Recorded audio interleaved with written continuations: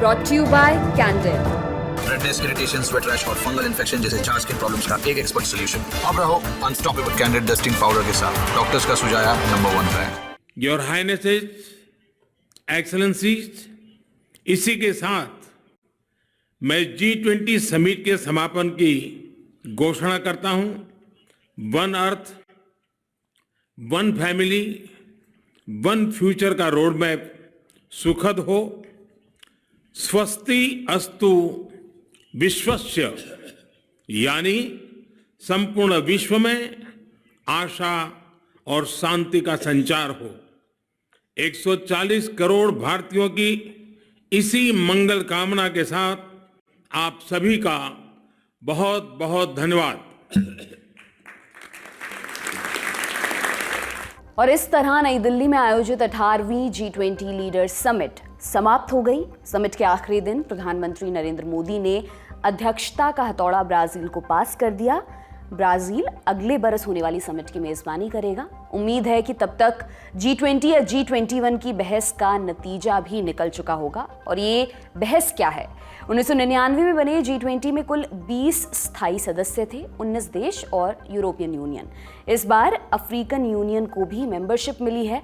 अब मेंबर्स की संख्या हो गई है 21, इसलिए G20 के बजाय G21 बोलने लिखने की चर्चा चल रही है। खैर, नाम परिवर्तन तो रोजमर्रा की बात हो गई है। अब असली मुद्दे पर वापस लौटते हैं। आज हमारा फोकस 2 विषयों पर रहेगा। पहला, लीडर्स समिट। G20 खत्म होने के बाद ये सवाल उठ रहे हैं कि तामझाम का हासिल क्या रहा, साझा घोषणा पत्र में कितना दम है और क्या इस पर अमल हो सकेगा।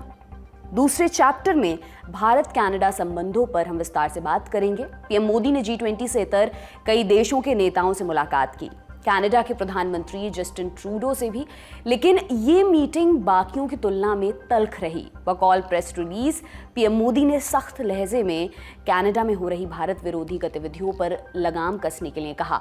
मीटिंग से इतर भी ट्रूडो के हाव भाव सहज नहीं दिखाई पड़े थे। उन्होंने 9 सितंबर को आयोजित डिनर में हिस्सा नहीं लिया।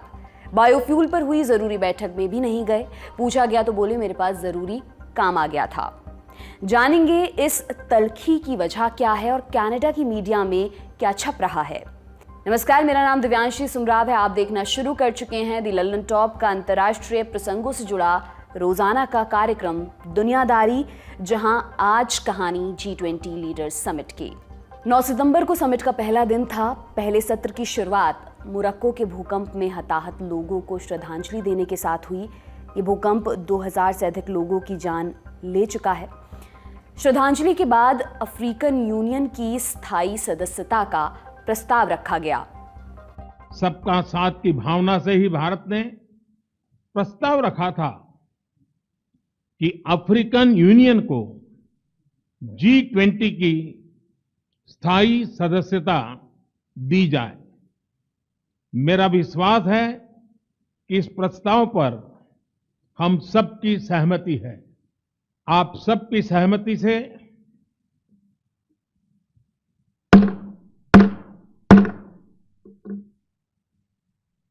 आगे की कार्रवाई शुरू करने से पहले मैं अफ्रीकन यूनियन के अध्यक्ष को G20 के स्थायी सदस्य के रूप में अपना स्थान ग्रहण करने के लिए आमंत्रित करता हूं।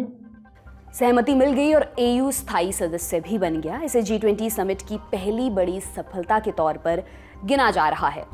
इसकी 3 बड़ी वजहें हैं। नंबर 1, आकार और संभावनाएं। AU यानी कि अफ्रीकन यूनियन अफ्रीका महाद्वीप के 50 से अधिक देशों का संगठन है। 140 करोड़ से अधिक लोग यहाँ पर रहते हैं। 40% आबादी 15 बरस से कम की है। अनुमान है कि 2050 तक युवाओं की संख्या यहाँ पर दोगुनी हो जाएगी। ऐसा मानव संसाधन कहीं और नहीं होगा। इसके अलावा अफ्रीका प्राकृतिक संसाधनों से भी भरपूर है। कांगो में दुनिया के कुल कोबाल्ट स्टॉक का 50% मौजूद है। कोबाल्ट का इस्तेमाल लिथियम आयन बैटरीज में होता है। नाइजीरिया में कच्चे तेल का बड़ा भंडार है। इसके अलावा पूरा महाद्वीप जैव विविधता और जंगलों से भरा है। ये सब मिलकर क्लाइमेट चेंज और दूसरी बड़ी समस्याओं का समाधान मुहैया करा सकते हैं। अफ्रीका दुनिया का सबसे बड़ा फ्री ट्रेड एरिया भी बन सकता है। नंबर 2, ग्लोबल साउथ अफ्रीका को कभी बराबरी की नज़र से नहीं देखा गया था। वे सदियों तक शोषण के शिकार रहे, आज़ाद हुए मगर बाहरी दखल बना रहा। ताकतवर देशों ने अपने फायदे के लिए अफ्रीका का इस्तेमाल किया, उन्हें ज़्यादा कर्ज चुकाने के लिए मजबूर किया, मगर अंतर्राष्ट्रीय मंचों पर उन्हें पर्याप्त प्रतिनिधित्व नहीं मिला। अब उन्हें G20 में साथ बिठाया गया है, जहां उनकी आवाज़ को दरकिनार नहीं किया जा सकेगा, जहां वे अपने हितों की बात रखने में हिचकेंगे नहीं। ये पहल भारत ने की है। विदेश मंत्री एस जयशंकर ने बताया कि मोदी ने पिछले साल वादा किया था, अब की बार पूरा कर दिया है। पहले ये वीडियो आप देखिए, फिर आगे चलते हैं। बाली के समिट के अंत में जो उस समय अफ्रीकन यूनियन के अध्यक्ष जो थे, सेनेगल के राष्ट्रपति थे मैकी सॉल, तो वो उस समय प्रधानमंत्री और इंडोनेशिया के राष्ट्रपति के पास आए और उनकी शिकायत थी कि G20 की सदस्यता के बारे में जो अफ्रीकन यूनियन का जो हक जो बनता है उस पर बिल्कुल चर्चा नहीं हुई थी। तो उस समय प्रधानमंत्री जी ने उनको आश्वासन दिया था कि भारत के अध्यक्षता में ये मैं ज़रूर करवाऊंगा। जो मुझे याद है, उन्होंने कहा कि ये मोदी की गारंटी है और ये गारंटी आपने देखा है कि आज उन्होंने पूरा इसको डिलीवर किया है। और कुछ ही दिन पहले जब हम लोग ब्रिक्स के शिखर सम्मेलन में थे, उस समय वही राष्ट्रपति मैकी सॉल जी वो प्रधानमंत्री के पास आए और उन्होंने कहा कि मुझे याद है कि आपने ये वादा किया था और मुझे बहुत मैं आपकी तारीफ करता हूं कि आपने पूरा जोर लगाया था उसमें। अफ्रीका महाद्वीप में दुनिया के कुछ सबसे अल्प विकसित और विकासशील देश हैं। ये देश ग्लोबल साउथ का हिस्सा माने जाते हैं।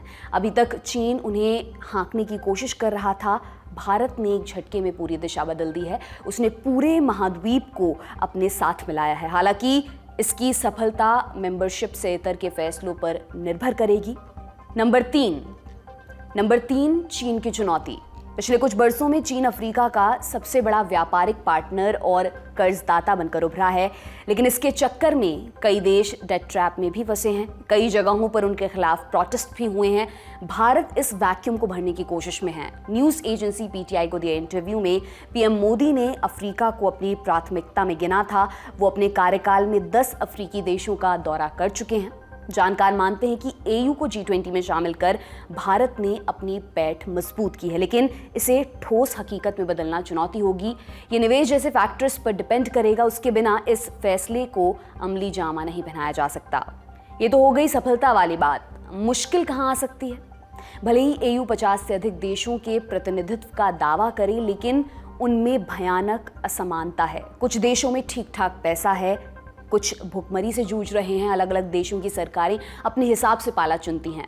कुछ के चीन के साथ अच्छे संबंध हैं, कोई अमेरिका को पसंद करता है, कहीं पर रूस ताकतवर है तो कहीं पर तुर्की है। उनके बीच आम सहमति बनाना बेहद मुश्किल काम है। अगर AU मान भी ले तो उसे अमल में लाने में दिक्कत आएगी। हालिया उदाहरण नाइजर और गिबॉन में दिखा। दोनों देशों में सैन्य तख्तापलट हुआ। AU ने आलोचना की, लोकतंत्र बहाल करने की अपील की, मगर कोई फर्क नहीं पड़ा। अब दूसरे दावे की तरफ चलते हैं, जिसे सफलता बताकर पेश किया जा रहा है। साझा घोषणा पत्र। समिट के पहले ही दिन G20 के सदस्यों ने नई दिल्ली डिक्लेरेशन पर सहमति जता दी। शाम तक 37 पन्नों का घोषणा पत्र जारी भी कर दिया गया। इसे सबकी सहमति से तैयार किया गया था। अब कॉम्बिनेशन देखिए। पश्चिमी देश रूस और चीन के कट्टर प्रतिद्वंदी हैं। हाल के समय में तनाव काफ़ी बढ़ा है। भारत और चीन के बीच बॉर्डर विवाद चल रहा है। चीनी राष्ट्रपति शी जिनपिंग के भारत न आने की एक वजह ये भी रही। सऊदी अरब और अमेरिका के संबंधों में गिरावट आई है। सऊदी अरब चीन के ज़्यादा करीब गया है।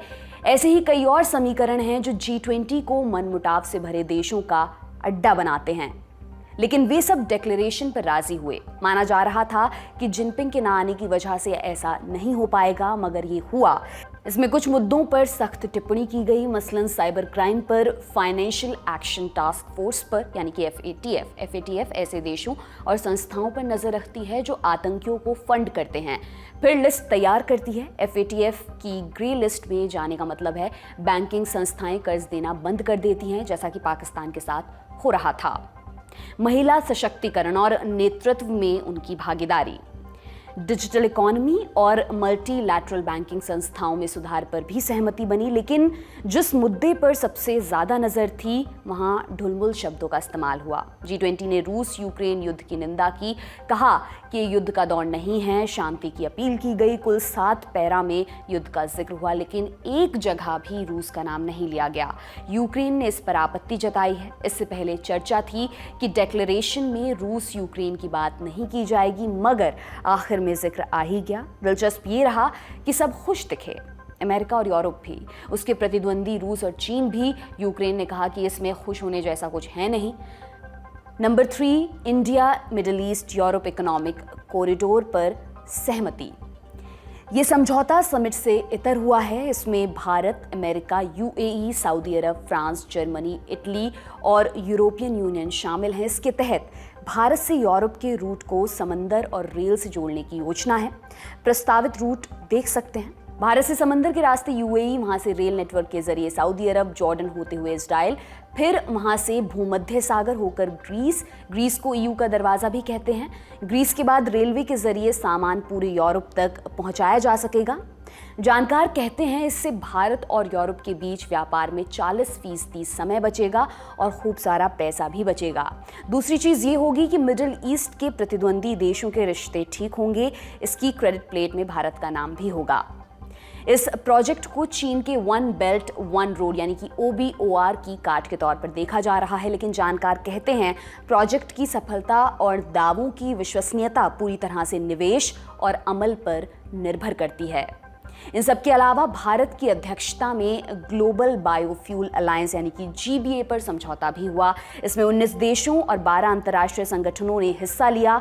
समझौते के तहत ये देश बायोफ्यूल के इस्तेमाल पर जोर देंगे। बायोफ्यूल पेड़ पौधों या डोमेस्टिक या इंडस्ट्रियल कचरे से बनने वाला ईंधन है। इससे कोयले और तेल जैसे ऊर्जा के दूसरे सोर्सेस पर निर्भरता घटेगी। क्लाइमेट चेंज को रोकने और धरती को बचाने के लिए इसे जरूरी बताया जा रहा है। लीडर्स समिट खत्म हो चुकी है, मगर प्रेसिडेंसी बाकी है। मियाद 30 नवंबर को खत्म होगी। उससे पहले एक वर्चुअल समिट का प्रस्ताव है। उसमें डिक्लेरेशन में तय चीजों की समीक्षा की जाएगी। ये तो रहा इस बरस की लीडर्स समिट का लेखा जोखा। अगर आप ये जानना चाहते हैं कि G20 के अंदर क्या बातें हुई, नेताओं ने एक दूसरे को क्या कुछ कहा, भारत ने किस देश की क्लास लगाई और जवाब क्या मिला, साथ ही विद्वानों ने कहाँ क्या लिखा, ये सब आपको मिलेगा आज के लल्लन टॉप शो पर। देखना बिल्कुल मत भूलिएगा रात 9 बजे। अब हम शुरू करते हैं दूसरे चैप्टर को, यानी कि भारत कनाडा संबंध। G20 से इतर बहुत सारी द्विपक्षीय बैठकें हुई। मीडिया रिपोर्ट्स के मुताबिक 8 से 10 सितंबर के बीच PM मोदी ने 15 देशों के नेताओं के साथ अलग से मुलाकात की। उनसे डिप्लोमेटिक और ट्रेड संबंध मजबूत करने पर चर्चाएं हुई। बाकियों के साथ ठीक रहा, लेकिन एक मुलाकात ने सबको बेहद असहज कर दिया। ऐसा असहज कि मेहमान देश में उस नेता के हाथ मिलाने का तरीका भी सुर्खियों में छा गया। हम कनाडा के प्रधानमंत्री जस्टिन ट्रूडो की यहाँ पर बात कर रहे हैं। PM मोदी और ट्रूडो 10 सितंबर को मिले। फिर प्रधानमंत्री कार्यालय की तरफ से प्रेस रिलीज आई। वर्ड टू वर्ड पढ़कर मैं आपको सुनाती हूँ। प्रधानमंत्री श्री नरेंद्र मोदी ने G20 शिखर सम्मेलन के अवसर पर 10 सितंबर को नई दिल्ली में कनाडा के प्रधानमंत्री महामहिम श्री जस्टिन ट्रूडो से मुलाकात की। प्रधानमंत्री श्री ट्रूडो ने भारत की G20 अध्यक्षता की सफलता पर प्रधानमंत्री श्री मोदी को बधाई दी। प्रधानमंत्री ने इस बात पर प्रकाश डाला कि भारत कनाडा संबंध साझा लोकतांत्रिक मूल्यों, कानून के शासन के प्रति सम्मान और लोगों के बीच मजबूत संबंधों पर आधारित हैं। उन्होंने कनाडा में उग्रवादी तत्वों की जारी भारत विरोधी गतिविधियों के बारे में हमारी कड़ी चिंताओं से अवगत कराया। ये तत्व अलगाववाद को बढ़ावा दे रहे हैं, भारतीय राजनयिकों के खिलाफ हिंसा भड़का रहे हैं, राजनयिक परिसरों को नुकसान पहुंचा रहे हैं और कनाडा में भारतीय समुदाय और उनके पूजा स्थलों को धमकी दे रहे हैं। संगठित अपराध, ड्रग सिंडिकेट और मानव तस्करी के साथ ऐसी ताकतों का गठजोड़ कनाडा के लिए भी चिंता का विषय होना चाहिए। ऐसे खतरों से निपटने के लिए दोनों देशों का आपस में सहयोग करना जरूरी है। प्रधानमंत्री ने यह भी उल्लेख किया कि भारत कनाडा संबंधों की प्रगति के लिए आपसी सम्मान और विश्वास पर आधारित संबंध आवश्यक हैं। सार समझिए, कनाडा में भारत विरोधी गतिविधियों पर भारत चिंतित है। ये कनाडा के लिए भी चिंता का विषय होना चाहिए। प्रधानमंत्री मोदी का इशारा कनाडा में भारतीय उच्चायोग और नागरिकों पर खालिस्तान समर्थकों के बढ़ते हमलों की तरफ था। कनाडा में सिख समुदाय की एक बड़ी जनसंख्या रह रही है। रिपोर्ट्स के मुताबिक आबादी का एक छोटा हिस्सा अलग देश की मांग करता है, जिसे वे खालिस्तान का नाम देते हैं। ये कई बरसों से हो रहा है। हाल के दिनों में ये हमले बढ़े हैं। कई हिंदू मंदिरों को नुकसान पहुंचाया गया है। भारतीय उच्चायोग पर हमला किया गया। खालिस्तानी नेता बलजीत सिंह निज्जर की हत्या हुई तो आरोप भारत पर लगाया गया। हत्या के बाद हुए प्रोटेस्ट में किल इंडिया और भारतीय अधिकारियों को किलर्स बोला गया। जून 2023 में पूर्व प्रधानमंत्री इंदिरा गांधी की हत्या की प्रदर्शनी खुलेआम लगाई गई। भारत सरकार इनकी निंदा करती रही है, लेकिन कनाडा ने वादे के मुताबिक कभी कोई सख्त कार्रवाई नहीं की है। इस टालमटोल की वजह क्या रही है? ऑब्जर्वर रिसर्च फाउंडेशन यानी कि ORF में वाइस प्रेसिडेंट और विदेश मामलों के जानकार हर्ष वी पंत ने 14 जून 2023 को इंडियन एक्सप्रेस में लिखा है, चरमपंथ के खिलाफ डटकर खड़े होने के बजाय कनाडा सरकार सबसे हिंसक और आक्रामक गुटों को बढ़ावा दे रही है। ये उन्हें आसान काम लगता है। इसकी एक वजह यह भी है कि इन गुटों ने सरकारी संस्थाओं में अपनी पकड़ मजबूत कर ली है। उन्होंने शक्ति प्रदर्शन और पैसों के बल पर नीतियां तय कराने में सफलता हासिल की है। कनाडा की राजनीति में भारत विरोधी और खालिस्तान समर्थक जगमीत सिंह का उभार एक सटीक उदाहरण है। पीएम मोदी ने इसी संबंध में ट्रूडो को दो टूक सुनाया। इस पर ट्रूडो का जवाब भी आया। प्रेस कॉन्फ्रेंस में ट्रूडो बोले, कनाडा हमेशा शांतिपूर्ण प्रोटेस्ट, अभिव्यक्ति और विचारों का समर्थन करेगा, हिंसा और नफरत को रोकने के सभी प्रयास करेगा। ये याद रखना चाहिए कि कुछ लोगों की हरकत पूरे समुदाय या पूरे देश का प्रतिनिधित्व नहीं करती। और इसी दौरान ट्रूडो ने विदेशी दखल पर भी बयान दिया। बोले कि प्रवासी लोग कनाडा की आबादी का बड़ा हिस्सा कवर करते हैं। उन्हें अभिव्यक्ति की आज़ादी होनी चाहिए। इसमें बाहरी दखल को बर्दाश्त नहीं किया जाएगा। इस बयान के जरिए भारत को निशाने पर लिया गया। ट्रूडो डिक्लेरेशन में यूक्रेन पर इस्तेमाल हुए शब्दों से भी खुश नहीं थे। समिट में आने से पहले उन्होंने यूक्रेन के राष्ट्रपति वोलोदिमिर ज़ेलेंस्की को फ़ोन किया था। कहा था कि आपको नहीं बुलाया, हमें निराशा हुई। ये पहले से तय माना जा रहा था कि ट्रूडो नाराज़ रहेंगे। वैसा ही हुआ भी। इसकी बानगी पहले दिन से ही देखने को मिल रही थी। ट्रूडो ने पहली रात हुए डिनर में भी हिस्सा नहीं लिया। वो GBA पर हुए समझौते में भी नहीं आए। राजघाट पर मोदी से हाथ मिलाते टाइम भी उखड़े उखड़े नजर आए। उसके बाद खालिस्तान के मुद्दे पर हुई बातचीत ने आग में घी डालने का काम किया है। कनाडा की मीडिया में इसका बखूबी जिक्र भी हुआ है। टोरंटो स्टार ने लिखा, मोदी ने सबसे ताकतवर देशों के नेताओं का महात्मा गांधी के समाधि स्थल राजघाट पर स्वागत किया। उन्होंने उनके साथ गर्मजोशी से हाथ भी मिलाया। ट्रूडो इकलौते ऐसे नेता थे जिन्होंने देर तक हाथ नहीं मिलाया। जब उनसे इस बारे में पूछा गया, वो बोले, जिन्हें जो मतलब निकालना है निकाल सकते हैं। ट्रूडो डिनर में हिस्सा लेने भी नहीं गए। उनके दफ्तर ने कोई वजह नहीं बताई। वो GBA के लॉन्च में भी नहीं दिखाई दिए। बताया कि जरूरी काम आ गया था। एक और न्यूज वेबसाइट CBC न्यूज ने सुर्खी लगाई, tensions between Canada and India apparent as G20 summit wraps in New Delhi. G20 summit खत्म होते होते भारत और कनाडा के बीच का तनाव बाहर आ गया। द ग्लोब एंड मेल ने सुर्खी लगाई, Modi scolds Trudeau over Sikh protest in Canada against India. Modi ने कनाडा में भारत विरोधी सिख प्रोटेस्ट के लिए ट्रूडो को जमकर सुनाया। ऐसी सुर्खियां देश और दुनिया के और भी मीडिया संस्थानों में छाई रही हैं। अब चलते हैं एक्सपर्ट कॉर्नर की तरफ। हमने एक्सपर्ट से पूछा, भारत और कनाडा के संबंधों में जो तनाव आया है उसकी वजह क्या है? क्या खालिस्तान से इतर भी कोई मुद्दा है जो संबंधों को बिगाड़ रहा है? देखिए, भारत और कनाडा के संबंध में जो तनाव आया है उसका मेन वजह तो ये एक खालिस्तानी मुद्दा है। लेकिन आप अगर जॉइंट स्टेटमेंट पढ़ेंगे उसमें बाकी चीजें भी दी गई हैं कि प्लेसेस ऑफ वर्शिप और डिप्लोमेटिक प्रेमिसेस इनके दायरे में आके लोग वहां थ्रेटन कर रहे हैं। तो ये एक बहुत ही अहम मुद्दा है, क्योंकि ये दिस अकाउंट्स टू टेररिज्म। अब अगर आप किसी के डिप्लोमैट्स को थ्रेटन कर रहे हैं, जिनीवा प्रोटोकॉल का वायलेशन है वो। अगर आप फिजिकल अगर थ्रेट्स मिले तो ये तो बहुत ही अहम मुद्दा है गवर्नमेंट के बीच। तो मेरे ख्याल से खालिस्तानी मुद्दा के गार्ड में काफी चीजें चल रही हैं और ये एलिमेंट्स वही हैं, लेकिन इनको स्टेट सपोर्ट मिल रहा है। और एटलीस्ट स्टेट सपोर्ट नहीं तो स्टेट एंडोर्समेंट मिल गई। उस वजह से आप देख रहे हैं कि ये तनाव और बढ़ता जा रहा है।